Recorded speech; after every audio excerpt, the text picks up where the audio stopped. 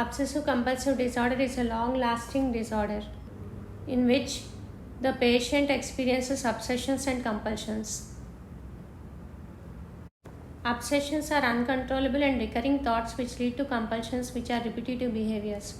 Some of the signs and symptoms of OCD are they have fear of germs or contamination, so they repeatedly wash hands and wash utensils multiple times, even though they are clean and fresh. They also clean floor more than 5 times a day. They have fear of forgetting and misplacing something, so they repeatedly go to places to check for things. They also have aggressive thoughts towards themselves or others. They have fear of losing control of their behavior and sometimes with others. They have a desire to do everything in a perfect order.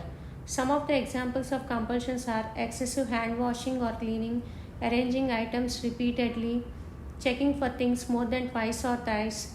They don't get pleasure even if the task of compulsion is completed. Individuals with OCD may have psychiatric disorders like major depression disorder, substance use disorder, anxiety disorders, or skin picking. So, clear history regarding psychiatric symptoms should be sought during evaluation. On physical examination, there may be eruptions over the skin, usually eczematous, due to excessive hand washing. Hair loss is also seen due to compulsive hair pulling.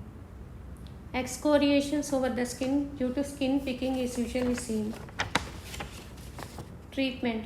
Cognitive behavioral therapy helps in these patients. Some require medication depending upon the severity of symptoms. Hospitalization is a must in case patient has suicidal risk, and after therapy and proper counseling, if the suicidal risk and tendency decreases, patient can be discharged only then with advice to be on regular follow-up. Medication advice should also be given. Pharmacotherapy involves SSRIs, selective serotonin reuptake inhibitors like fluoxetine, sertraline, escitalopram, and tricyclic antidepressants.